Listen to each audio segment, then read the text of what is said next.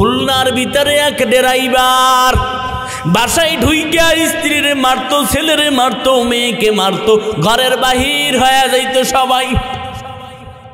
জন্মদাতা বাবা, জন্মদাতা মা দুনিয়া থেকে বিদায় হয়ে যাবে পালা, দৈনিক পিটায় বাসায় যাইয়া সবাই রে। ড্রাইভার, গাড়ির ড্রাইভার দৈনিক মদ পান করে। কি পান করে? মদ পান করে করে বাসায় যাইতেন রাত্রবেলা, সবাই রে পিটাইয়া ঘরের বাহিরে নামাই দিত।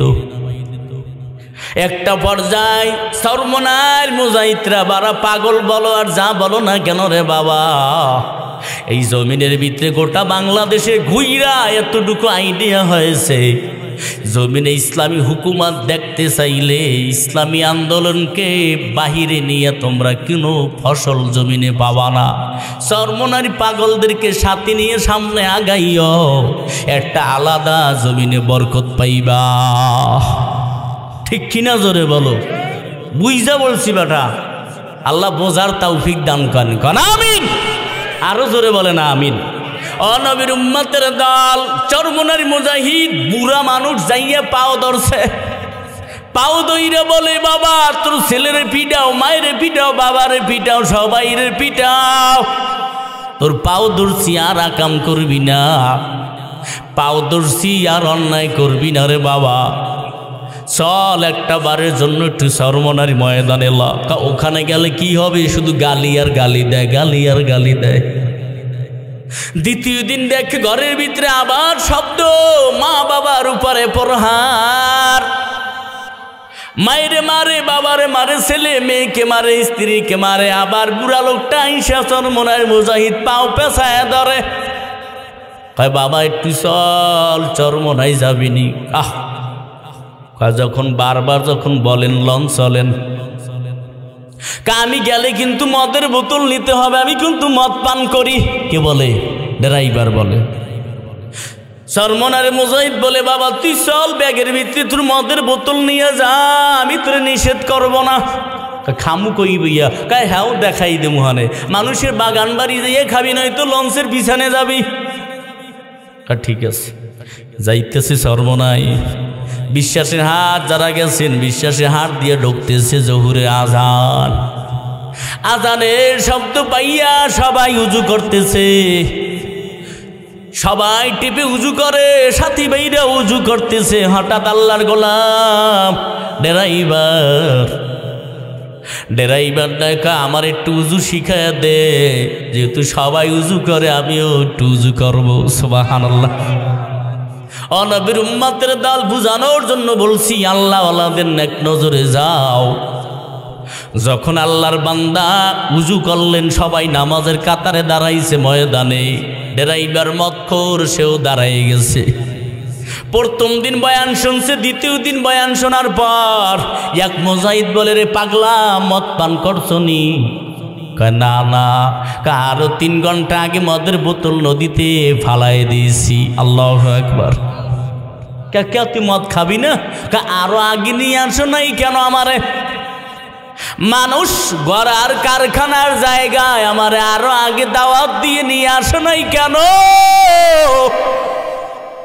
আমি আরো আগে দিনের দাওয়াত পাইয়া যাইতাম, 5 বেলার নামাজের পাগল হইতাম, মদিনার আদর্শের পাগল হইতাম।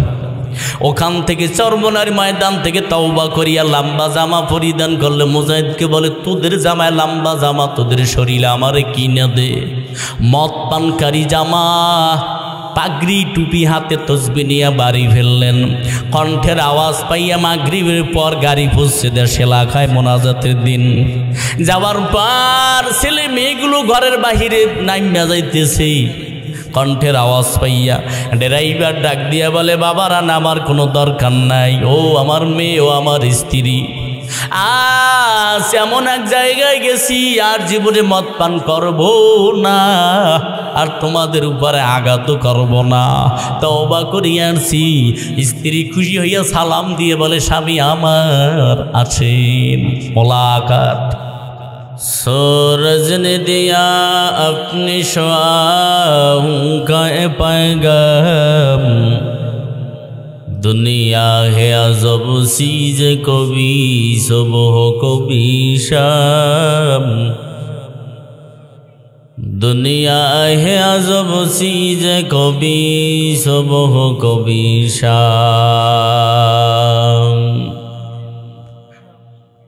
दुनिया में हो दुनिया का तलगार नहीं हो दुनिया में हो दुनिया का तलगार नहीं हो बाजार से गुजर हो खरीदार नहीं हो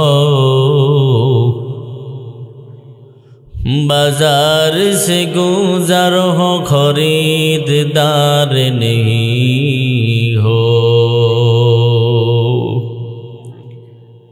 मदीना जाइते पारलाम ना मदीना देखते पारलाम ना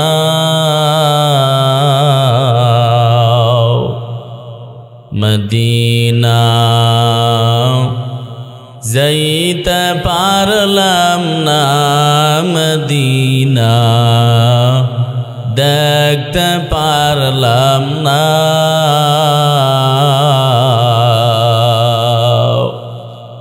আমি অসহায় তাই এত দূরে রই আমি অসহায় তাই এত দূরে রই শুধু সালাম জানাই মদিনা যাইতে পারলাম না মদিনা দেখতে পারলাম না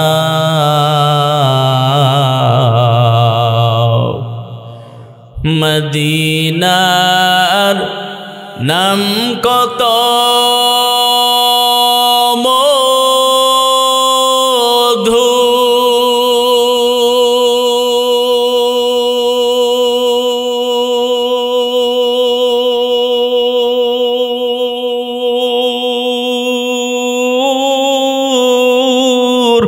মদিনা আর যে কত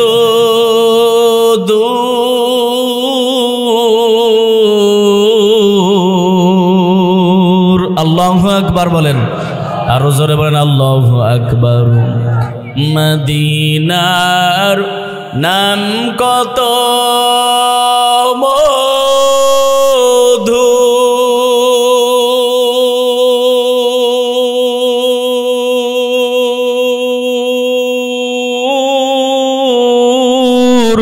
মদিনা আর যে কত দূর সেই মদিনার পথের দুলি আমি মাগতে পারলাম না মদিনা যাইতে পারলাম না মদিনা দেখতে পারলাম না আমি অসহায় তাই এত দূরে রই আমি অসহায় তাই এত দূরে রই শুধু সালাম জানাই মদিনা যাইতে পারলাম না মদিনা দেখতে পারলাম না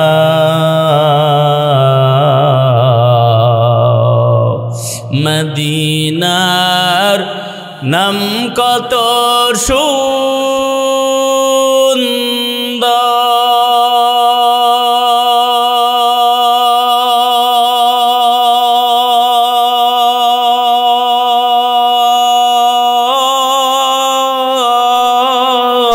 मदीना केरे से अंतर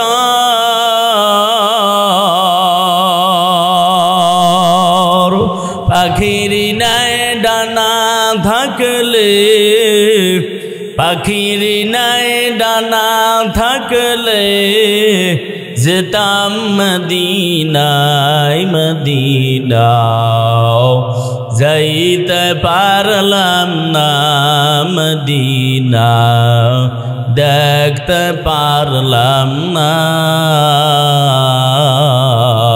রাসূলের বয়ান শোনার জন্য এক বিধর্মীর ইহুদির সন্তান আয়েশা রাসূলের বয়ান শোনার জন্য বসে গেছে। সাহাবীকে সামনে নবী বয়ান করে, বয়ান চলতেছে, সাহাবীকে মজলিসে না বসে দূরে বৈশা নবীর চেহারার দিকে তাকাই আছে। কয়েকদিন রাসূলের বয়ান শোনার পর এক পর্যায়ে হঠাৎ দেখেন নবী ওই ইহুদির সন্তানকে আর দেখেন না, ওর শুনতে আসে না। না দেখে নবী বলতেছে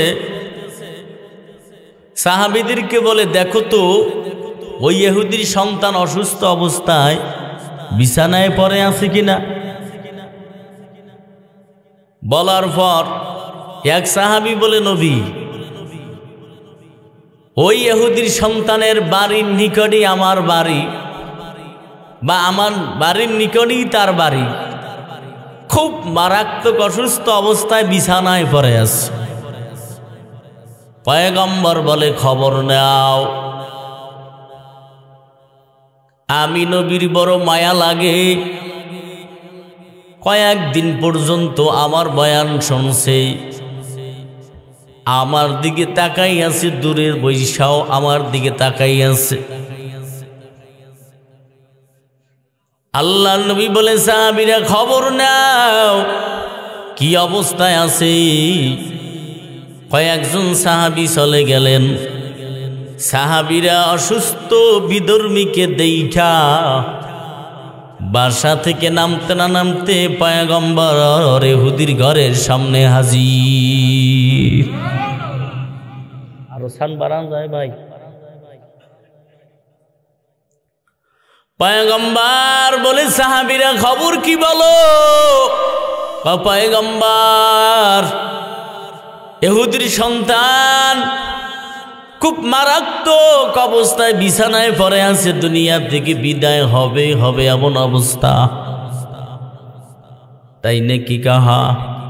আল্লাহর নবী বলে, চলো আমাকে নিয়ে চলো, আমি দেখতে যাব, আমি দেখার জন্য আসছি। জোরে বলেন সুবহানাল্লাহ। মাত্র কয়েকদিন রাসূলের বয়ান শুনছে, বয়ান শোনার পর বিধর্মী কালেমাও পড়ে নাই, অথচ সেই বিধর্মীর জন্য রাসূলের মায়া কি পরিমাণ।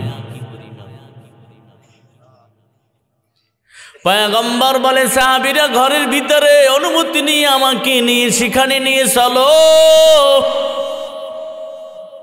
পয়গম্বর ইহুদি অসুস্থ, ইহুদির সন্তানের বিছানায় কিনারায় গিয়ে নবী দাঁড়াইলেন। দাঁড়াইতে দেরি ইহুদি সন্তান নবীর চেহারার দিকে তাকাই আছে। সুবহানাল্লাহ। সাহাবীরা বলে, এতক্ষণ আমরা দাঁড়াইছিলাম, তাকাই নাই আমাগো দিকে। নবী আপনি বিছানার কিনারায় দাঁড়াইতে দেরি, অসুস্থ বিধর্মীর সন্তান আপনার দিকে ইহুদি সন্তান তাকাই আছে। শুধু তাকাই আছে কয় না, চোখ দিয়ে পানি পড়তেছে টপ টপ করে। ইহুদির সন্তান কান্না করতেছে।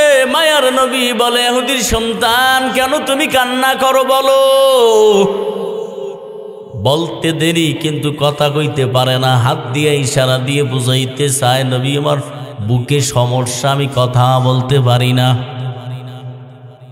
নবী বসলেন, দোয়া করলেন, বরকতের হাত মাথার উপরে দিলেন। মাথার উপরে দেওয়ার পর আবার হাতটাই না, আবার বুকের উপরে রাসূল ধরলেন। দোয়া করার সাথে সাথে জবান খুলে গেল। জোরে বলেন সুবহানাল্লাহ। কথা বলতে পারে না, বরকতি নবীর হাত দিয়ে দোয়া করলেন, কথা বলা শুরু করলেন। নবী ডাক দিয়ে বলতেছে, ইহুদির সন্তান কান্না করো কারণ কি?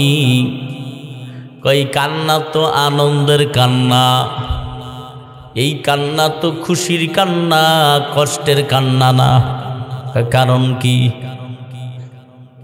পয়গম্বর বহুদিন পর্যন্ত আপনার মজলিসে যাইয়া বয়ান শুনতাম, আপনি বয়ান করতেন, আমি দূর থেকে তাকাইয়া তাকাইয়া আপনার চেহারার দিকে তাকাইয়া থাকতাম, খুব ভালো লাগতো, আমার কাছে মজা লাগতো। আমি বিধর্মী, আমার দুনিয়ায় যত জায়গায় আমি শান্তি পাই বা না পাই, আপনার চেহারার দিকে তাকাইতেই আমি অনেক শান্তি পাইতাম, অনেক ভালো লাগতো, আমার কাছে মজা লাগছে। তাই এখন কান্না করো কারণ কি? কান্না করার কারণ পয়গম্বর, আমি যে কান্না করতেছি আনন্দের কান্না।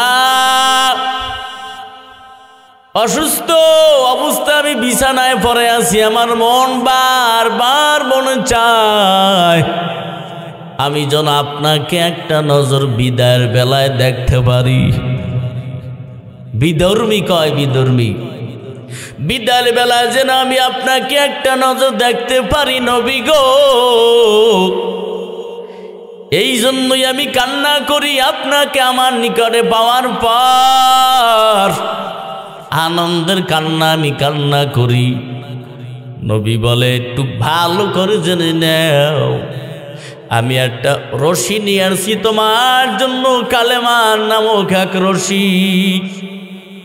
তোমাকে আমি ভালোবাসি, তুমি আমাকে ভালোবাসো, তবে একটু জানো, বহুদিন তুমি আমার কাছে যাওয়ার পর আমার বড় মায়া লাগে। আমি একটা রশি নিয়ে আসছি, কালেমা নামক রশি, যদি তুমি গ্রহণ করো আমি নবী সার্টিফিকেট দিয়ে যাব, তুমি দুনিয়াতে বসে আমি তোমারে জান্নাতের সার্টিফিকেট দিয়ে যাব। কালেমা পড়তে দেরি, আমি নবীর হাতে হাত দিয়ে কালেমা পড়তে দেরি, আমি নবী বলবো তুমি একজন জান্নাতি মেহমান। বিদায় তো হইয়া যাইবাই, যদি তুমি কালেমা পড়ো আমি নবী ঘোষণা দিলাম তুমি জান্নাতি মেহমান। বিধর্মী ইহুদির সন্তানের বাবা ইহুদি দাঁড়াইয়াছে সন্তানের মাতার নিকটে, আল্লাহর রসুলের ঘোষণা শুনে ইহুদির সন্তান বাবার কাছে অনুমতি চায় বিধর্মীর কাছে। শুনছেননি রহমাতুল্লিল আলামিন কি দাওয়াত দিয়েছে? বাবায় কানের সাথে বিধর্মী মুখ লাগাইয়া সন্তানের কানের সাথে মুখ লাগাইয়া বলে, রে বাবা শোন, রহমাতুল্লিল আলামিন মুসলমান ধর্মের নেতা মুহাম্মদুর রাসূলুল্লাহ যা বলেছে তা ঠিকই বলেছে। যদি তুমি সফলতা চাও, দুনিয়ায় শান্তি চাও, আখিরাতে যদি মুক্তি চাও, তোমার স্বাধীনতা তোমার কাছে, তুমি ইচ্ছা করলে কালেমা পড়তেও পারো, কিন্তু স্বাধীনতা বাবা তোর হাতে ছেড়ে দিলাম। জোরে বলেন সুবহানাল্লাহ। ইহুদি সন্তান বলে, সুযোগ পেয়েছি, আর দেরি করিয়া লাভ নাই। নবীর দিকে হাতটা বাড়াই দিয়ে বলে, পয়গম্বর আর দেরি করবেন না, আপনি আমার কালেমা পড়াইয়া মুসলমান বানায়া দেন। আইনামুল আউয়ালিনাল আখিরি বাহরে সাদগা রাহমাতাল লিল আলামিন সাইয়্যিদুল কাউনাইন খাতামুল মুরসালিন আকিরামুত বুদে ফকুরুল আউয়ালি শুধু ওয়াজুদাস রহমাতাল লিল আলামিন মসজিদে ঔষধ হামারা এ জমিন। রহমতের নবী বলে, কালেমা পড়ায় দিলাম। কালেমা পড়ল, আল্লাহর নবী ঘোষণা দিলেন, ও সাহাবীরা, জান্নাতি যুবক যদি দেখতে চাও এই যুবকের দিকে তাকায় দেখো, এখন আর বিধর্মীর সন্তান বলবা না, এখন আর বিধর্মী না, এখন কালেমা পড়ে সে জান্নাতি মেহমান হয়ে গেছে।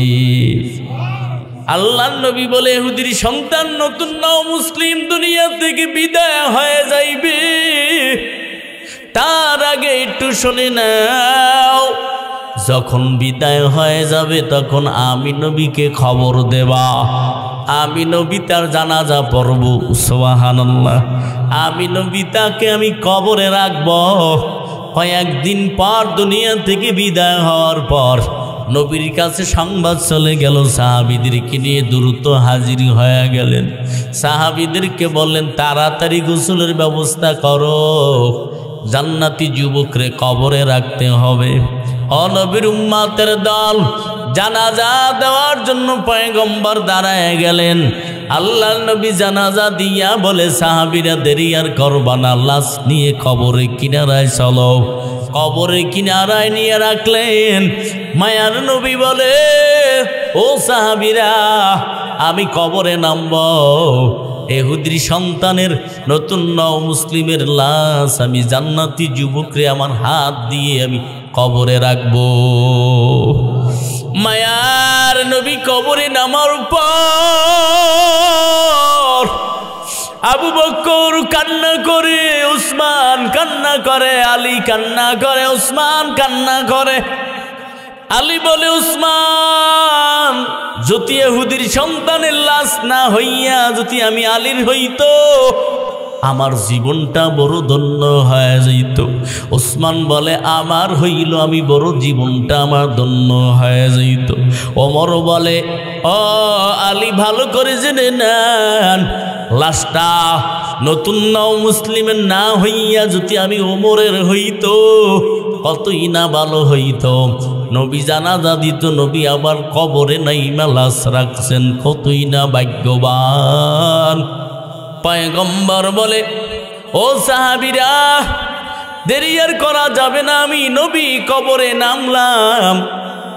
আবু বকর বর্ণনা করেন যেভাবে ছোট শিশু বাচ্চা কোলের ভিতরে নেয় আদর করে মানুষ, মহাব্বতের সহিত বাচ্চা কোলের ভিতরে নেয়, ওইভাবে পয়গম্বর নতুন নও মুসলিমকে কোলের ভিতরে নিয়ে লাশ কবরে নামাইতেছে।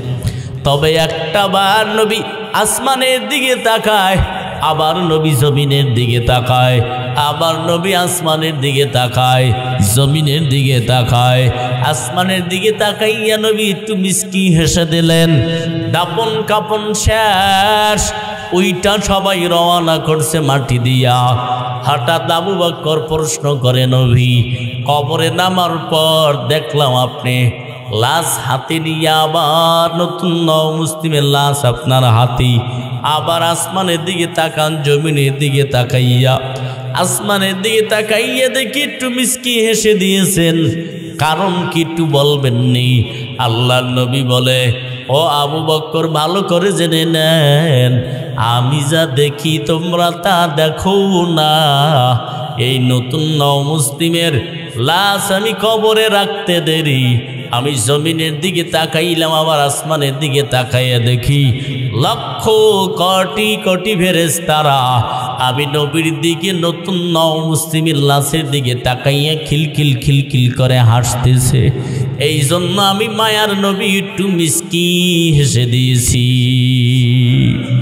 ও নবীর উম্মতের দল, ও এলাকার যুবক, ও মুরব্বী বাবাজিরা, মানো তবে মদিনাওয়ালার আদর্শ মানো, কোনো মন গড়া আদর্শ মানা যাবে না। মদিনাওয়ালার আদর্শ মানলে কি লাভ, কেমন লাভ? কিয়ামতের ময়দানে নবী যেন দেখাই বলে আমার উম্মত। চোরে বলেন কার উম্মত? আমার উম্মত বলতে দেরি রে বাঙালি মুসলমান, হিসাব লাগবে না, বিনা হিসাবে তুমি জান্নাতি মেহমান হয়ে যাবা। আব্দুল বাকি হজের কাজ চলতেছে, হঠাৎ করে টাকা তো শেষ, খাবার কিছু নাই, 3 দিন পর্যন্ত না খাই আছেন, কিন্তু আল্লাহর বাড়ি তাওয়াফ করতেছে। থাকার জন্য যে বাড়ি দিলেন, রুম থেকে নাইমাই একটু হেঁটে সামনের দিকে আগাই দেখে একটা রেশমি কাপড়ের পোটলা পাওয়া গেছে। কিসের পোটলা? রেশমি কাপড়ের পোটলা। রুমের ভিতরে ঢুইকা রেশমি কাপড়ের পোটলাটারে খুললেন। খুইলে দেখতেছেন আর ভিতরে আবার তিনটা ছোট ছোট পোটলা। প্রথম পোটলা খুইলে দেখে হাতের একটা রুলি দেখা যায়। দ্বিতীয় পোটলা খুইলে দেখতেছে গলার একটা হার দেখা যায়, খুব দামি হার। তৃতীয় পোটলাটা খুলে দেখতেছে কানের একটা ঝুমকা দেখা যায়। আব্দুল বাকি চিন্তা করে আমি 3 দিন পর্যন্ত না খেয়ে আছি, 3 দিন পর্যন্ত ক্ষুধা নিয়া লক্ষ কোটি কোটি টাকার সম্পদ হাতে পাইয়া এখন মনেরে বুঝায় মন আমার মালিক আমারে পরীক্ষা করতেছে। কয়দিনের ক্ষুধা? 3 দিনের ক্ষুধা নিয়া। আল্লাহর বান্দা আব্দুল বাকি মনে মনে চিন্তা করতেছে তার মালিক এই সম্পদ তো আমার না, এই জিনিস গয়না তো আমার না, এটা তো আমার জাতি ভার। কোন ভাইয়ের মাল জানি হারান গিয়েছে, আমি এই আমানত কেমনে ফেরত দেব? আল্লাহর কাছে শুকর আদায় করে দয়ার মালিক আমি যেন তার কাছে আমি এই আমানত ফিরিয়ে দিতে পারি। কেমন আখলাক আর কেমন চরিত্র! বাঙালি মুসলমান যদি 500 টাকার একটা নোট পায়, 10 টাকার একটা নোট পাইলে কা ইমাম সাহেব এলাম দিয়া দেন। কিসের এলাম? কয় 10টা টাকা পাওয়া গেছে। 1000 টাকার একটা নোট পাইলে বোঝা যায় বান্দার ইমানের হালাত কেমন, ঠিক কিনা? তখন আর এলাম টালাম কিছু না, তখন চতুর্দিকে তাকায় আর কেউ দেখছেনি, পকেটে লইলাম নি, 1 সপ্তাহ বাজার রেডি নি, কি ঠিক কিনা জোরে বলে? আপনাদের ভিতরে চরিত্র নাই, তবে কিছু মানুষের ভিতরে আছে, ঠিক কিনা? ও নবীর উম্মতের দল, আব্দুল বাকি 3 দিনের ক্ষুধার্ত নিয়ে রেশমি কাপড়ে পোটলাটা পাইয়া কাবাগারে চত্বরে দৌড়ায় আর বলে, কে কার জিনিস হারান গিয়েছে ফেরত নিয়ে যাও। হঠাৎ দেখে এক ব্যক্তি আলাম দিলেন, কে আমার রেশমি কাপড়ে পটলা পেয়েছ? জ্যোতি বাবা তুই ফেরত দাও, আমি তোরে খুশি হইয়া 10,000 দিরহাম দান করব। কয় হাজার? 10,000 দিরহাম আমি তোরে দান করব। তুই আমার রেশমি কাপড়টা ফেরত দেয়, পটলাটা ফেরত দিলে আমি 10,000 দিরহাম দান করব। আওয়াজটা শুই নেই বান্দা দৌড়ে রুম থেকে রেশমি কাপড়ে পটলা নিয়ে দৌড়ায় আর শুকর আদায় করে দয়ার মালিক আমার মুসলমান ভাইয়ের মাল হারান গিয়েছে, আমি তার কাছে ফেরত দিয়ে দেব। আমি শুকর আদায় করি আমি যখন তাকে পেয়েছি। আল্লাহর বান্দা দেরি করে নাই, রেশমি কাপড়ের পোটলাটা নিয়ে আব্দুল বাকি নিয়ে মুরব্বির হাতে দিলেন। নেন, আপনার মনে হয় খুলে দেখেন যা যা ছিল তা আসেনি, একটু খুলে চেক করে দেখেন, পরীক্ষা করেন। খুইলা বলে আলহামদুলিল্লাহ আমি পেয়েছি। আব্দুল বাকি আল্লাহর বান্দা যা রেশমি কাপড়ে পোটলা পকেটে হাত দিয়ে 10,000 দিরহাম দেবে দেবে যুবক রে, আর ভিতরে যুবক লুকাইয়া গেছে, মানুষের ভিড়ের ভিতরে ঢুকে গেছে। আবার এলাম দেয়, এ যুবক কে আমাকে রেশমি কাপড়ের পোটলা ফেরত দিলি, তোর উপহার নিয়ে যা, আর দেরি করবি না, তোর উপহার তুই নিয়ে যা। কথাটা বলতে দেরি, কিন্তু যুবক না, যুবকরে খুঁজে পায় না। একটা পর্যায়ে মুরব্বি দোয়া করে, আল্লাহ এইরকম একটা ভালো যুবকের কাছে যদি আমার একটা মেয়েকে আমি বিবাহ দিতে পারতাম কতই না ভালো হইতো। এই তাকওয়াবান একজন যুবকের কাছে আমার একটা মেয়ে যদি দিয়ে দিতে পারতাম আমানত, দোয়া করছেন কোথায় বসে? কাবা ঘরে বসে।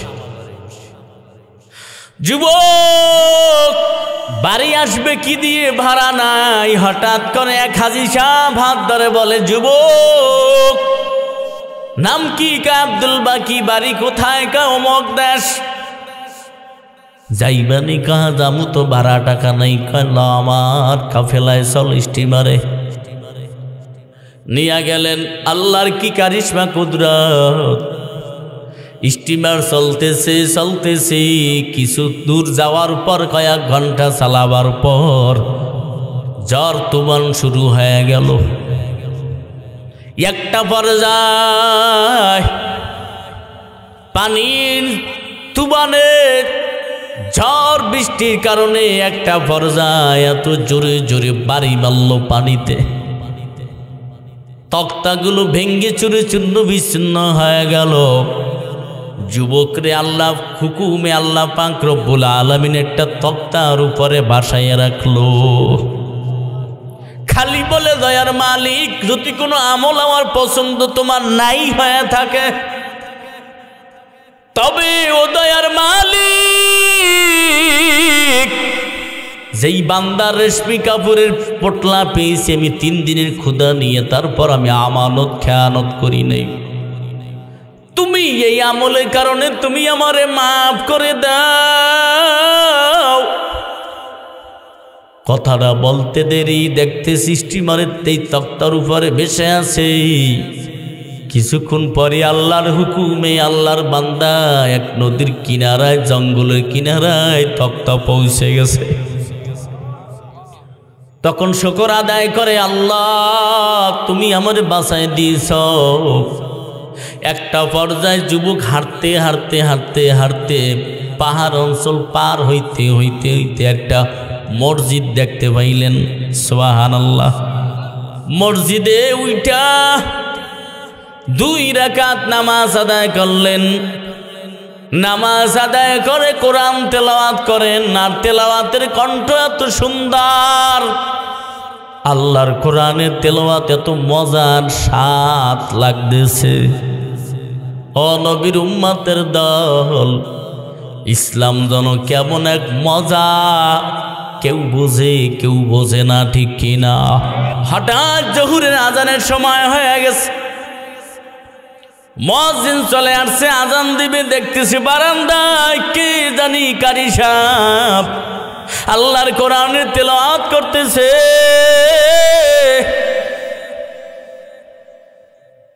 আল্লাহর কোরআনের তেলাওয়াত এত মজার, স্বাদ লাগতেছে। আব্দুল বাকি তেলাওয়াত করতেছে। এক পর্যায়ে তেলাওয়াত বন্ধ করে দিলেন। মুয়াজ্জিন সাহেব আজান দেওয়ার শেষ। নামাজে যাইবেন, কে যাবে? কা মুসাফির আগত কে? এই কারি সাহেবের তেলাওয়াত খুব মজার, সামনে দেন। কাজ হয়ে গেছে। সামনে ইমামতিতে দাঁড়া করে দিলেন। জহুরের আসরে টের পায় না ইমাম সাহেবের কণ্ঠ কেমন। মাগরিবের নামাজের সূরা আস্তে বলবে না জোরে বলবে? মাগরিবের নামাজে আব্দুল বাকি আল্লাহর কোরআনের তেলাওয়াতে টান মারলেন। এত সুর আর কণ্ঠ আল্লাহ দান করছে। আল্লাহর কোরআনের তেলাওয়াতে মজা পাইয়া, নামাজে মজা পাইয়া সভাপতি বলে, বাবা বাড়ি কই? কয় আমার বাড়ির নাম শুইনা লাভ হবে কি? অমুক দেশে আমার বাড়ি। কেমনে কেমনে আনছেন?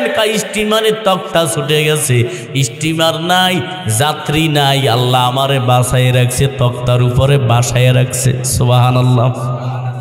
এই যুবক ভালো করে শোনো, কানসুর নাম অসনা, শোনো, আমলের নেইতে শোনো। আমাকে আল্লাহ কুদরতি ভাবে বাসায় রাখছে, সব মারা গেছে, কেউ নাই। বহু হাদিস পানির তলদেশে চলে গেল, আল্লাহ আমারে কুদরতি ভাবে বাসায় রাখছে। তাই নাকি? কাহা সেক্রেটারি কায়দতিন মনে কিছু না করেন, এশারের নামাজটাও পড়াইবেন। কাহা ঠিক আছে। এশার পড়াইলেন, ফজরের নামাজ পড়াইলেন। ফজরের নামাজের তেলাওয়াত আরো বড়। তেলাওয়াত শুই না সবাই কমিটির গোষ্ঠীর পাগল হয়ে গেছে। ডাক দিয়ে বলে, আহেন, বেতন কত লাগবে? কয় আমি বেতন চাই না, আমার বাড়ি নেই, ঘর নাই। কয় সব ব্যবস্থা করে দেব। কি লাগবে শুধু কইবেন হয়ে যাইবে। ক্যাশিয়ার সাহেব বলে 1 মাস আগে লাগে অগ্রিম বেতন দেবো, এরপর আঙ্গ মসজিদের ইমামতি করতে হবে। সুবহানাল্লাহ। কারিশমার কুদরত কার জোরে বলেন। আব্দুল বাকি ডাক দিয়ে বলে সভাপতিকে, যদি আমাকে রাখেন তা রাখতে পারেন, বেতন আমি বলবো না, আপনারা যা দেন। কয়েক মাস বা 2-1 বছর যাইতে না যাইতে সেক্রেটারি বলে, ইমাম সাহেব যেহেতু যুবক মানুষ, আঙ্গ এলাকায় এটা বিবাহ করাই দেব। সভাপতি বলে, এই তো আমার মনের কথা কইস, খারাপ মানুষের মেয়ে দেওয়া যাবে না, একটা ভালো মানুষের মেয়ে দাও। ক্যাশিয়ার সাহেব কয়, তঙ্গ সোহে কিছু বাজে না, আঙ্গ আগের ইমাম সাহেব তো মারা গেছে, তার একটা সুন্দরী মেয়ে আছে, ছোটকালে দেখছি, পর্দানিশী তো এখন দেখতে পারি নাই, তবে ছোটকালে দেখছি বহু সুন্দর আমলদার। যেহেতু আঙ্গ মসজিদের ইমাম সাহেব, একে খারাপ মেয়ে দেওয়া যাবে না, তা আগের ইমাম সাহেবের মেয়ের ব্যাপারে প্রস্তাব দেন। সুবহানাল্লাহ। আল্লাহর বান্দা সভাপতি বলে, ঠিক আছে প্রস্তাব। আগের ইমাম সাহেব নাই, বিদায় হয়ে গেছে, মারা গেছে, তার একটা মেয়ে আছে, সেই মেয়ের ব্যাপারে আপনার প্রস্তাব, আপনি কি বলেন? আব্দুল বাকি বলে, ঠিক আছে, আপনারা যদি ভালো বলেন আমিও রাজি হব, তার আগে সুন্নাত তরিকা মেয়েটা আমাকে দেখাবেন। অবশ্যই। তারিখ হয়ে গেল, অমুক দিন দেখতে যাবে। সভাপতি সেক্রেটারিও গেল, সামনের বৈশা সবাই নাস্তা খাইল। আব্দুল বাকিকে বলে, আল্লাহর বান্দা ভালো করে জেনে নেন, মেয়ে দেখতে যাবেন, শুধু এখন সামনের রুমে আমরা কেউ যাইতে পারবো না, আপনি একা যাবেন আর মেয়ে থাকবে, আপনি দেখবেন। সুবহানাল্লাহ। আব্দুল বাকি নাস্তা খাইলেন, সভাপতি সেক্রেটারি মসজিদের নাস্তা একসাথেই খাইলেন। সভাপতি সাহেব ডাক দিয়ে বলতেছে, আব্দুল বাকি ইমাম সাহেব বিবাহ করতে যাইবেন, এখন সামনের কাতার আপনার আমগো না, সামনের রুমে যাইয়ে মেয়ে দেখবেন, আমরা এই রুমে আছি, যান। সামনে ঢুকতেছে, ঢুইকা দেখতেছে, আল্লাহর কারিশমা কুদরত, রুমের ভিতরে ঢুইকা মেয়েটা সালাম দিলেন, যুবক সালামের উত্তর দিলেন। এবার সালামের উত্তর নেওয়ার পর যুবক তাকাই আছে মেয়েটার হাতের রুলির দিকে। সুবহানাল্লাহ কইবেন না। যুবক আবার চোখ পড়ল কানের ঝুমকার দিকে। হঠাৎ করে গলার হারের দিকে নজর পড়ল যুবকের। মেয়েটা চিন্তা করে, এই ছেলেটা কি শুনলাম দিনদার মুত্তাকিন একজন আল্লাহওয়ালা ছেলে, আমার ব্যাপারে প্রস্তাব। কিন্তু না, দেখি তো এখন উল্টাটা। রুমের ভিতরে ঢোকার পর কি সেই উল্টাটা, নজর দেখি রুলির দিকে, আমার নজর দেখি কানের ঝুমকার দিকে তাকায়, নজর দেখি ওই যে গলার হারের দিকে তাকাই আছে। না জানি দুনিয়াদারি কোনো লুবি নাকি, মনের ভিতরে সন্দেহ, জোরে বলে না, মনে মনে পরিকল্পনা করে।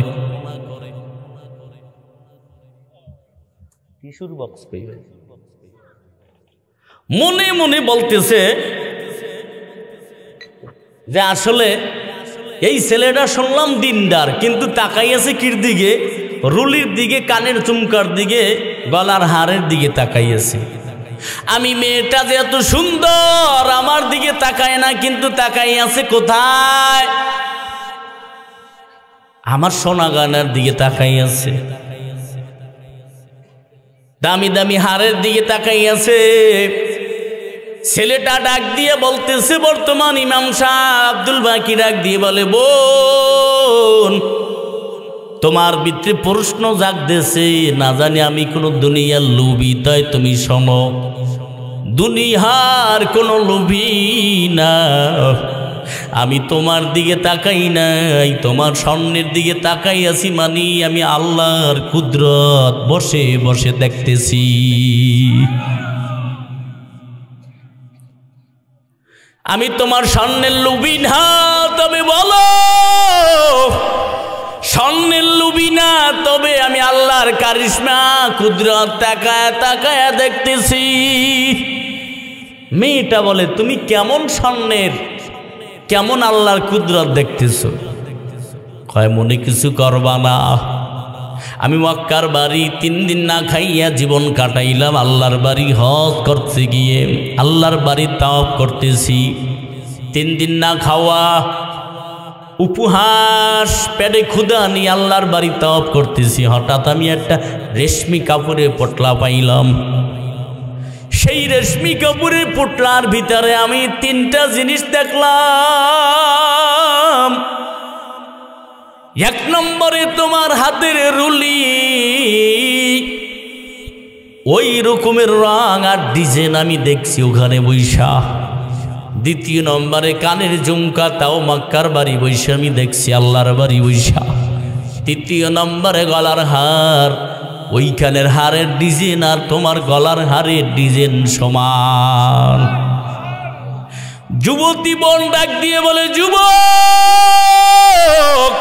তুমি কি সেই যুবক আল্লাহর বাড়ি বৈশা রেশমি কাপড়ের পোটলা তুমি ফেরত দিয়ে সালা, যার হাতে তিনি আমার বাবা? ওই বাবা আমার জন্য আল্লাহর বাড়ি বৈশা দোয়া করছে, ওই দোয়া আমার আল্লাহ কবুল করে নিয়েছে। আমার বাবা ওখানে বৈশা বলছে, ও দয়ার মালিক, ওই রকমের আদর্শবান একটা যুবকের কাছে আমার মেয়েটার গায়ে আমি আমানত দিতে চাই, আমানত রাখতে চাই। যেই যুবকটা উপহার নেয় নাই, যেই যুবক ফেরত দিয়েছে, যেই যুবক আমার কাছে পোটলা ফেরত দিয়েছে কিন্তু উপহার 10,000 দিরহাম নেয় নাই, ওই যুবকের মতন যুবক চাই আমার একটা মেয়ের জন্য।